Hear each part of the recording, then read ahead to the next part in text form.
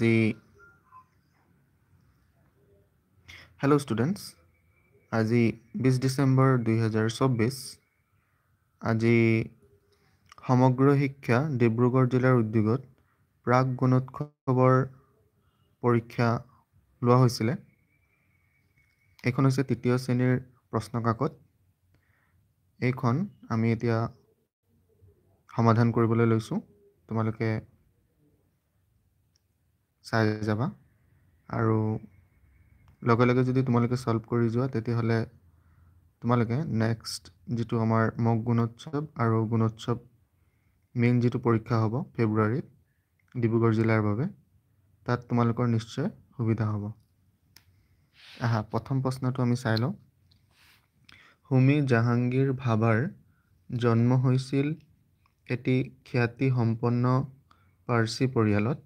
ভৌতিক শাস্ত্ৰ, গণিত শাস্ত্ৰৰ উপৰি হোমী জাহাংগীৰ ভাভাৰ সংগীত আৰু চিত্ৰাংকনৰ প্ৰতিও ৰুচি আছিল, কিন্তু মাক দেউতাকৰ ইচ্ছা পূৰণ কৰি তেখেত হৈছিল এজন মেকানিকেল ইঞ্জিনিয়াৰ। এইটো হৈছে আমাৰ লেংগুৱেজ ওৱানৰ প্ৰথম আমাৰ 1 নম্বৰৰ পৰা 3 নম্বৰলৈকে প্ৰশ্নৰ উত্তৰ। আমি এই পেৰাগ্ৰাফটো পঢ়ি মেলি উত্তৰটো দিব পাৰিম। তো গতিকে প্ৰথম প্ৰশ্নটো হৈছে হোমী জাহাংগীৰ ভাভাৰ জন্ম হৈছিল পৰিয়ালত। কি পৰিয়ালত? ইহুদী, পাৰ্চী, গ্ৰীক আৰু এটাও নহয়। তো আমি ইয়াত চাই লওঁ। ইয়াতে আছে পাৰ্চী পৰিয়ালত, গতিকে আমাৰ বি নম্বৰ অপশ্যনটো শুদ্ধ হ'ব।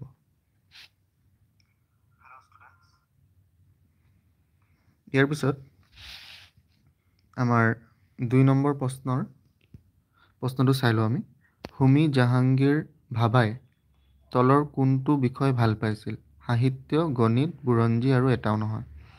ইয়াত নিশ্চয় তোমালোকে দেখিছা ভৌতিক শাস্ত্ৰ আৰু গণিত শাস্ত্ৰ, হয়নে? তো গতিকে আমাৰ শুদ্ধ উত্তৰটো হ'ব গণিত। 3 নম্বৰটো দিছে হোমী জাহাংগীৰ ভাভা পেছাত কি আছিল? ডাক্তৰ নে ইঞ্জিনিয়াৰ নে শিক্ষক নে এটাও নহয়।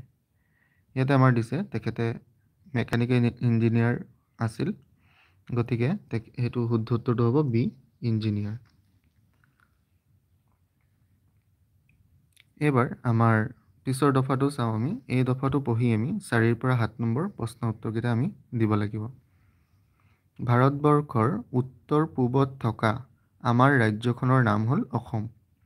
অসমৰ ৰাজধানী দিছপুৰ। অসমৰ জাতীয় উৎসৱ বিহু আৰু ৰাজ্যিক ভাষা হ'ল অসমীয়া।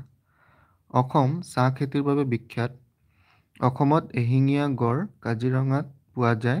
অসমত মুঠ 35খন জিলা আছে আৰু প্ৰধান নদী হ'ল ব্ৰহ্মপুত্ৰ আৰু বৰাক। এই পেৰাগ্ৰাফটো পঢ়ি আমি 4 নম্বৰৰ পৰা 7 নম্বৰলৈকে প্ৰশ্নৰ উত্তৰবোৰ দিব লাগিব। 4 নম্বৰটো আমি চাই লওঁ। অসম ভাৰতৰ কোন দিশত অৱস্থিত? উত্তৰ পশ্চিম, উত্তৰ পূব, দক্ষিণ পশ্চিম নে এটাও নহয়। আমি সকলোৱে জানো ভাৰতবৰ্ষৰ উত্তৰ পূব দিশত আমাৰ অসম ৰাজ্যখন আছে, গতিকে আমাৰ শুদ্ধ উত্তৰটো হ'ব উত্তৰ পূব। অসমৰ ৰাজধানী কি?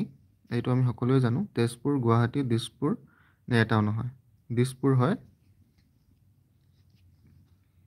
অসমৰ জাতীয় উৎসৱ কি? দীপাৱলী, দুৰ্গা পূজা, বিহু নে এটাও নহয়। আমাৰ জাতীয় উৎসৱ হৈছে বিহু। অসমত মুঠ জিলা কেইখন আছে? 35খন, 25খন, 32খন নে 36খন। ইয়াতে আমাৰ দিয়া আছে অসমত মুঠ 35খন জিলা আছে, গতিকে আমাৰ শুদ্ধ উত্তৰটো হ'ব এ, 35খন।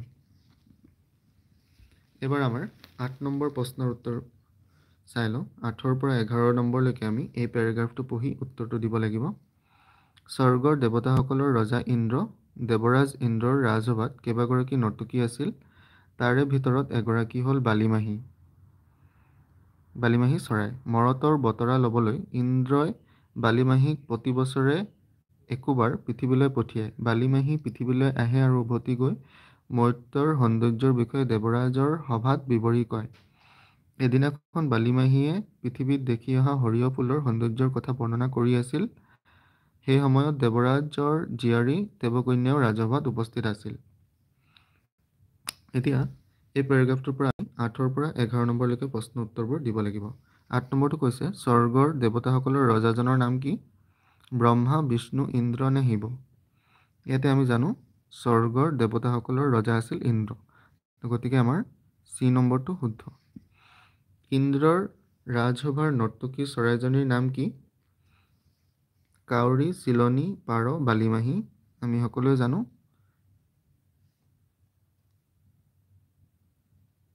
এই উত্তৰটো হ'ব বালিমাহী। ইয়াত দেখিছা তোমালোকে, গতিকে আমাৰ ডি নম্বৰ বালিমাহী হ'ব। বালিমাহীয়ে পৃথিৱীত কি ফুল দেখিছিল? শেৱালি, সৰিয়হ ফুল, গোলাপ ফুল, জবা ফুল। কি দেখিছিলে আমি সকলোৱে জানো সৰিয়হ ফুল, গতিকে ইয়াৰ উত্তৰটো হ'ব বি, সৰিয়হ ফুল। দেৱৰাজৰ জীয়াৰীৰ নাম কি আছিল? দেৱকন্যা, দেৱস্মিতা, দেৱলীনা নে দেৱৰূপা? আমি শুদ্ধ উত্তৰটো সকলোৱে জানো দেৱকন্যা।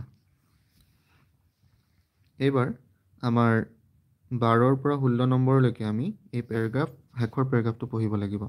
আনন্দ চন্দ্ৰ আগৰৱালাৰ জন্ম হয় 1874 চনৰ 5 ছেপ্টেম্বৰ তেজপুৰৰ কলংপুৰ মৌজাৰ বৰঙাবাৰী নামৰ ঠাইত। তেখেতৰ পিতৃৰ নাম কাশীৰাম আগৰৱালা আৰু মাতৃৰ নাম ৰাধিকা আগৰৱালা। তেখেতৰ উল্লেখযোগ্য ৰচনা হ'ল কোমল পাত, শিশু পাত, জিলিকনি। তেখেতক ভাঙনি কোঁৱৰ নামে জনা যায়। আনন্দ চন্দ্ৰ আগৰৱালাৰ জন্ম কেতিয়া হৈছিলে? ইয়াতে তোমালোকক দিয়া আছে 1874, গতিকে আমাৰ এ নম্বৰ অপশ্যনটো শুদ্ধ উত্তৰ। তেখেতৰ জন্মৰ তাৰিখটো আমাৰ ইয়াত দিয়া আছে 5 ছেপ্টেম্বৰ, গতিকে এইটো হ'ব। ইয়াত যিহেতু 5 ছেপ্টেম্বৰটো দিয়া নাই, গতিকে 6 ছেপ্টেম্বৰ, 7 ছেপ্টেম্বৰ, 4 ছেপ্টেম্বৰ দিয়া আছে, গতিকে ইয়াৰ শুদ্ধ উত্তৰটো হ'ব এটাও নহয়। তেখেতৰ জন্মস্থানটো ক'ত আছিলে? ইয়াতে তোমালোকে দেখিছা তেজপুৰ, গতিকে গুৱাহাটী, যোৰহাট, শিৱসাগৰ নে তেজপুৰ? তেজপুৰটো হ'ব শুদ্ধ উত্তৰ। ইয়াতে আমাৰ 14টা প্ৰশ্নৰ উত্তৰ দিয়া হ'ল। এইবাৰ আমি পিছৰ প্ৰশ্নবোৰ চাবলৈ লৈছোঁ। ইয়াত 16 নম্বৰটো দিছে তেখেতৰ ৰচিত পুথি কোনখন? ইয়াতে দিছে জোনাকী, কোমল পাত, আদি পাত, এটাও নহয়। পেৰাগ্ৰাফটো যদি তোমালোকৰ মনত আছে, শুদ্ধ উত্তৰটো হ'ব কোমল পাত। তেখেতক কি নামেৰে জনা যায়? তেখেতক, সেইটো আছিলে পেৰাগ্ৰাফটোত, বকুল বনৰ কবি, বাগ্মীবৰ, ভাঙনি কোঁৱৰ নে এটাও নহয়? তেখেতক ভাঙনি কোঁৱৰ বুলি কোৱা হয়। ঠিক আছে, এই তৃতীয় শ্ৰেণীৰ আমাৰ প্ৰথম 16টা প্ৰশ্ন লেংগুৱেজ 1 অৰ্থাৎ অসমীয়াৰ ভাষাৰ প্ৰশ্ন আছিলে। লেংগুৱেজ 2 এইবাৰ। লেংগুৱেজ 2টো সেই একেই, তোমালোকক পেৰাগ্ৰাফ এটা দিয়া হ'ল আৰু সেই পেৰাগ্ৰাফটো পঢ়ি মেলি তোমালোকে শুদ্ধ উত্তৰকেইটা বাচিব লাগিব। ইয়াতে দিছে প্ৰথম যিটো আমাৰ পেৰাগ্ৰাফ দিছে এইটো 17ৰ পৰা 19 নম্বৰলৈকে তোমালোকে প্ৰশ্ন উত্তৰ দিব পাৰিবা। প্ৰথমতে আমি পেৰাগ্ৰাফটো পঢ়ি লওঁ। We all grow' taller with the passing years. Our hands, feet, legs, fingers and toes also grow bigger as we grow up. As we grow up, we learn many new things. We can do so many tasks on our own. ইয়াতে 17 number প্ৰশ্নটো সুধিছে what happened with passing year? A number অপশ্যনটো দিছে we all grow smaller with the passing year. আমি সৰু হওঁ বুলি কৈছে, স্মলাৰটো শুদ্ধ হ'ব জানো? নিশ্চয় নহয়। ইয়াত আমাৰ টলাৰ বুলি দিয়া আছে, গতিকে তোমালোকে পেৰাগ্ৰাফত থকা শব্দটো উত্তৰত বিচাৰি চাবা, মেটচ কৰি চালে তাত মিলি যাব। ইয়াতে যদি তোমালোকে সকলো অপশ্যন চোৱা, এইটো টলাৰ অপশ্যনটো ইয়াত আছে, গতিকে আমাৰ শুদ্ধ উত্তৰটো হ'ব we all grow' taller with the passing year. এইটো শুদ্ধ উত্তৰ হ'ব। What do we learn as we grow'? আমি কি শিকোঁ বুলি কৈছে, আমি ডাঙৰ হ'লে কি শিকোঁ? এইটো দেখিছা তোমালোকে, লাৰ্ণ শব্দটো ইয়াত আছে, লাৰ্ণ মেনি নিউ থিংছ। গতিকে এই বাক্যটো তোমালোকে উত্তৰত বিচাৰি চোৱা। এইটো দেখিছা, ইয়াতে বি নম্বৰটো তোমালোকৰ দিছে we learn many new things as we grow'. ঠিক তেনেকৈ 19 নম্বৰটো দিছে toes also grow bigger as we grow up. Choose the opposite word of bigger. bigger শব্দটোৰ অপজিট অৰ্থাৎ বিপৰীত অৰ্থটো তোমালোকক বিচাৰি উলিয়াবলৈ দিছে। বিগাৰৰ অপজিটটো হ'ব কি বাৰু? থিনাৰ, স্মলাৰ, টলাৰ নে ব্ৰাইটাৰ? বিগাৰ মানে ডাঙৰ, তাৰ ওলোটাটো হ'ব সৰু, গতিকে স্মলাৰটো হ'ব শুদ্ধ। বিগাৰ অপজিট হৈছে স্মলাৰ। Very good. এইবাৰ আমি নেক্সট প্ৰশ্নলৈ আগবাঢ়োঁ। এইবাৰ তোমালোকে 20ৰ পৰা 21লৈকে দুটা প্ৰশ্নৰ উত্তৰ এই পেৰাগ্ৰাফটো পঢ়ি দিব লাগিব। পেৰাগ্ৰাফটো আমি আগতে পঢ়ি লওঁ। Each one of us has our favorites. A favorite is something that we like the most. We like different foods, books, movies, colors, games, and pastimes. Pastimes or hobbies are activities that we uh, like to do in our free time. এই পেৰাগ্ৰাফটো পঢ়ি এবাৰ আমি 20 number প্ৰশ্নটোলৈ আহোঁ। We like different foods, books, movies, colors, games, and pastimes. হয়নে? Sometimes that we like most is, ইয়াতে যদি তোমালোকে চোৱা, favorite is something that we like the most. হয়নে? তো গতিকে something that we like most is কি হ'ব? annoy, disturb, favorite নে hate? গতিকে উত্তৰটো হ'ব favorite. favorite মানে হৈছে যিবোৰ আমাৰ ভাল লাগে, সেইটোক আমি favorite বুলি কওঁ। hobbies are activities that we like to do in our free time, study time, bed time নে school time? hobbiesবোৰ আমি সাধাৰণতে কেতিয়া কৰোঁ? ফ্ৰী টাইমত কৰোঁ। গতিকে শুদ্ধ উত্তৰটো হ'ব ফ্ৰী টাইম। এইবাৰ আমাৰ নেক্সট পেৰাগ্ৰাফটো পঢ়িম, যিটোৰ উত্তৰবোৰ যিটো আমাৰ 22ৰ পৰা 26 নম্বৰলৈকে প্ৰশ্নবোৰৰ উত্তৰ দিব পাৰিম। গতিকে ইয়াতে চাই লওঁ আমি পেৰাগ্ৰাফটো। Once upon a time there was a brave king. He won many battles for his country. Once he lost a battle. He was very sad, ran away from the battlefield. He went to the forest and lived in a cave. One day he saw a spider trying to spin a cobweb. The spider tried harder because each time he climbed higher, he fell down. All of a sudden, the king saw that the spider completed the web. The king understood that if he tried again, he would get back his kingdom once again. ইয়াত আমাৰ সাহসী ৰজা এজনৰ কাহিনীটো দিয়া হৈছে। ষ্টৰিটো তোমালোকে নিশ্চয় তোমালোকৰ টেক্সট বুকত আছে। বাৰু এবাৰ 22 নম্বৰ কুৱেশ্যনটোলৈ আহোঁ। Once upon a time there was a brave king. Choose the correct feminine gender of king. কিঙৰ আমাৰ বিপৰীত লিংগটো বাছি উলিয়াব দিছে। কিঙৰ বিপৰীত লিংগটো কি হ'ব? বয়, কুইন, গাৰ্ল নে চিষ্টাৰ? সকলোৱে গম পাইছে তোমালোকে কুইন। এতিয়া 23 নম্বৰ প্ৰশ্নটো চাবা তোমালোকে। এইটো অলপ টান বুলি নকওঁ, অলপ মানে ট্ৰিকি কুৱেশ্যন হয়। তোমালোকে ভালকৈ যদি মনোযোগ দিয়া তেতিয়াহ'লে পাৰিবা। ইয়াত আমাৰ এ আৰু বি মিলাব দিছে, আৰু সেই মিলোৱাখিনি তোমালোকক ইয়াৰ পৰা আমাৰ শুদ্ধটো বাছি উলিয়াব দিছে। তো আমি যদি মিলাওঁ, কবৰ লগত কি লাগিব? কব, ৱেব, হয়নে? বেটেলৰ লগত ফিল্ড, কিঙৰ লগত ডম, কিংডম আৰু আণ্ডাৰষ্টুড। তো গতিকে ইয়াৰ তলৰ অপশ্যনবোৰত চোৱা কোনটো মানে অপশ্যনবোৰত মিলি আছে। যেনেকৈ 1 এইটো দিছে কি? চি, হয়নে? এইটো 1ৰ লগত চিটো বাৰু মিলি আছে। 1 কব, ৱেব, চি, ঠিকে আছে। 2 নম্বৰটো চোৱা বেটেল, ফিল্ড, 2 নম্বৰটোৰ লগত এটো মিলি আছে, এইটো ঠিক আছে। 3 নম্বৰটোত চোৱা কিং, ডম, 3 ডি, এইটো 3 কিং আৰু এইটো ডিটোৰ ডম। ঠিক তেনেকৈ 4 নম্বৰটোত আণ্ডাৰষ্টুড, লগাই দিলে আণ্ডাৰষ্টুড, এইটো 4টো বি হৈছে। তো গতিকে আমাৰ শুদ্ধ উত্তৰটো এ। কিন্তু বাকীখিনিত যদি তোমালোকে চোৱা সেইবোৰ অমিল হৈ আছে, মানে আমাৰ শুদ্ধ উত্তৰটোৰ লগত মিল নাই। তো গতিকে এইটো আমাৰ 23 নম্বৰ প্ৰশ্ন আছিলে। এবাৰ আমাৰ 24 নম্বৰ প্ৰশ্নটোলৈ যাওঁ। One day he saw a spider trying to spin a cobweb. Here he is referred to whom? He মানে কাক কোৱা হৈছে? The king, the spider, the boy, the girl.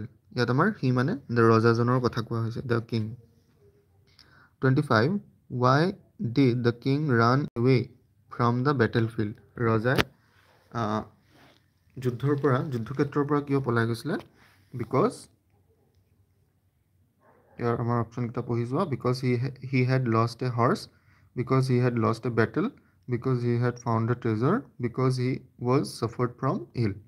ইয়াতে শুদ্ধ উত্তৰটো হ'ব because he had lost a battle. তোমালোকে পেৰাগ্ৰাফটোত যদি মনত আছে তেতিয়াহ'লে গম পাবা ৰজাই যুদ্ধত হাৰাৰ বাবে যুদ্ধক্ষেত্ৰৰ পৰা পলাই গৈছিলে। 26 নম্বৰটো আছে choose the correct title of the story. আৰু এই সাধুটো পঢ়ি আমি শুদ্ধ যিটো আমাৰ সাধুটোৰ ষ্টৰিটোৰ টাইটেল হ'ব সেইটো কি হ'ব লাগিব? A thirsty crow', Cinderella, the king and the spider, আৰু এইটো দ্য ৰেপুনজেল। তো গতিকে আমাৰ শুদ্ধ উত্তৰটো আমি নিশ্চয় গম পাইছোঁ, the king and the spider.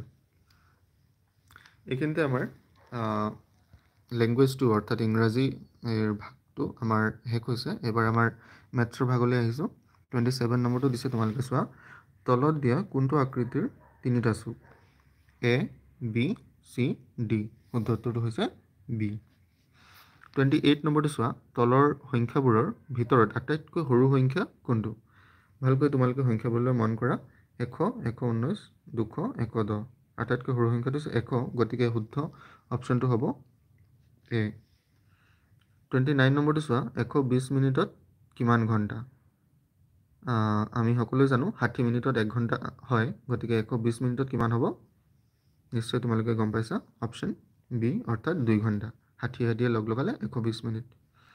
301ৰ ঠিক পাছৰ সংখ্যাটো কি? আমি আগৰ আৰু পাছৰ সংখ্যা শিকি আহিছোঁ। পাছৰ মানে 1 বাঢ়ি গ'লে যিটো সংখ্যা হ'ব সেইটো। 301ৰ পৰা 1 বাঢ়ি গ'লে 302, এইটো শুদ্ধ। 31 নম্বৰটো প্ৰশ্নলৈ আহা এবাৰ। 200 টকা হ'বলৈ কিমানখন 20 টকীয়া নোট লাগিব? 20 টকা 20 টকা যদি আমি লগ লগাই যাওঁ, 200 টকা হ'বলৈ আমি সকলোৱে জানো কেইখন লাগিব? শুদ্ধ হৈছে 10খন। এইবাৰ তলৰ চানেকি সম্পূৰ্ণ কৰা। ইয়াত চানেকিটো চোৱা। প্ৰথমতে এই চানেকিটো দিয়া হৈছে, তাৰপিছত এই চানেকিটো, তাৰপিছত এই চানেকিটো। ইয়াত কোনটো চানেকি আহিব? হয়, এই চানেকিটো আকৌ এবাৰ ৰিপিট আহিব। তো এই চানেকিটো কোনটো হয়? এইটো, এ অপশ্যনটো। 33 নম্বৰটো চোৱা। 1 কিলোগ্ৰামত কিমান গ্ৰাম থাকে? 500 গ্ৰাম, 700 গ্ৰাম, 100 গ্ৰাম নে 1000 গ্ৰাম? শুদ্ধ উত্তৰটো হৈছে 1000 গ্ৰাম। 34 নম্বৰটোলৈ চোৱা। ইংৰাজী বৰ্ণৰে চানেকিটো সম্পূৰ্ণ কৰা। PQR, S, PQR, আকৌ ইয়াত কি আহিব?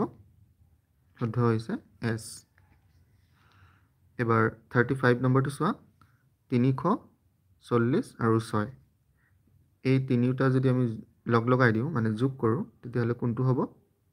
শুদ্ধ হৈছে অপশ্যন বি, 346। 4টা কাষ সমান হোৱা আকৃতিটোৰ নাম কি?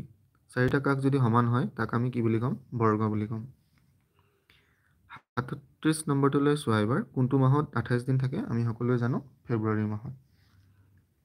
38 নম্বৰটোলৈ চোৱা। এখন খেলপথাৰত 32জন ছাত্ৰ ছাত্ৰী আছে আৰু 32গৰাকী ছাত্ৰ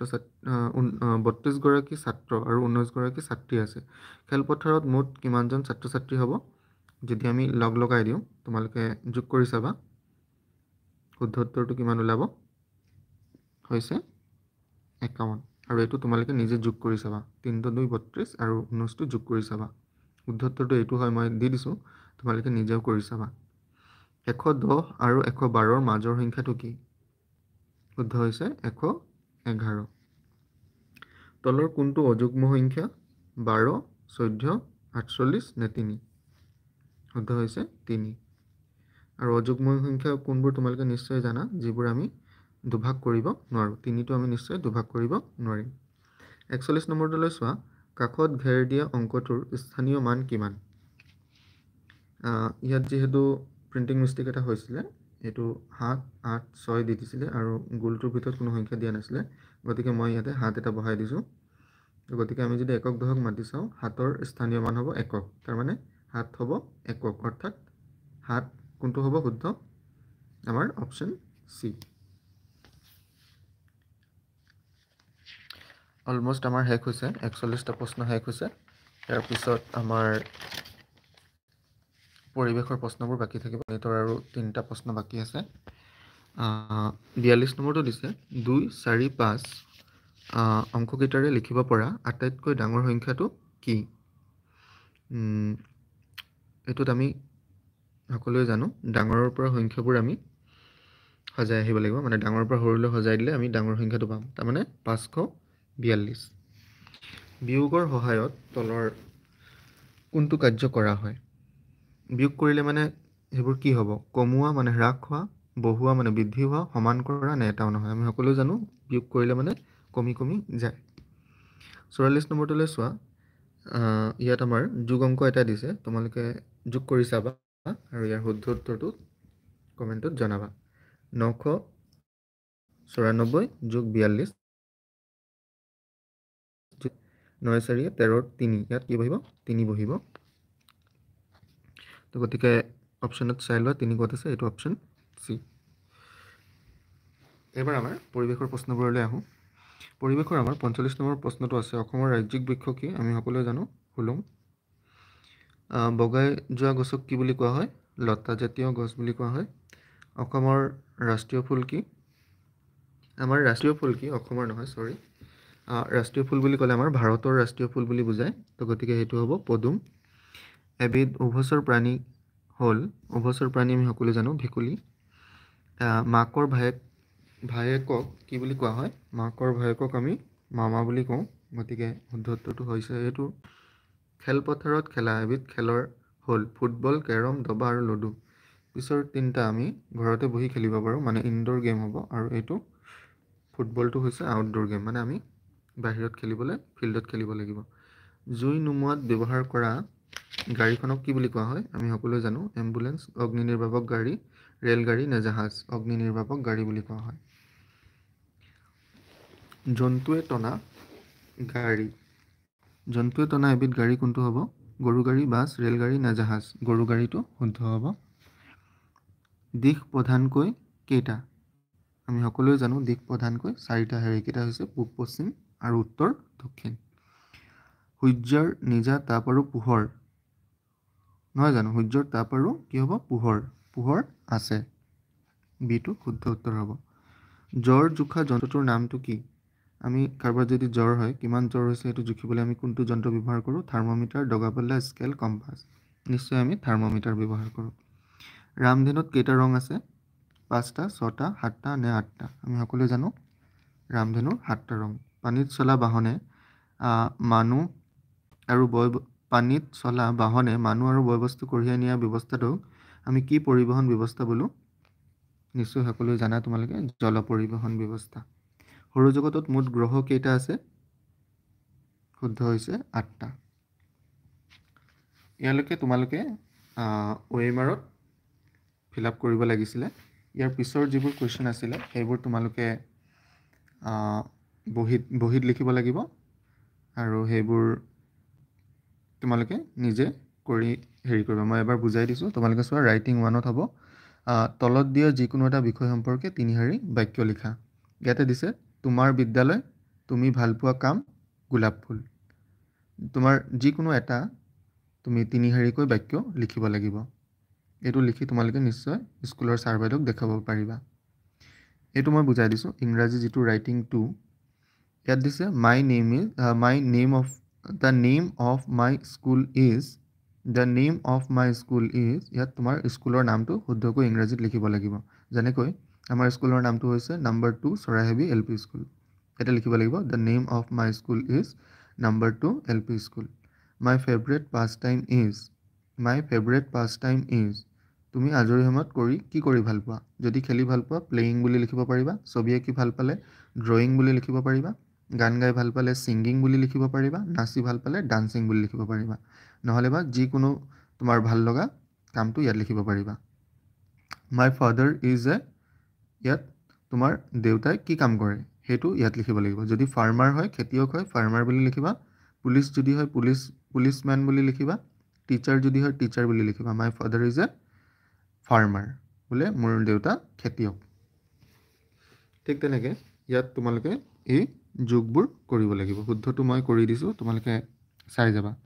7 4 11 1 উকলিলে 1, 5 3 8 1 9, 5 2 7, এইটো হৈছে শুদ্ধ উত্তৰ 791।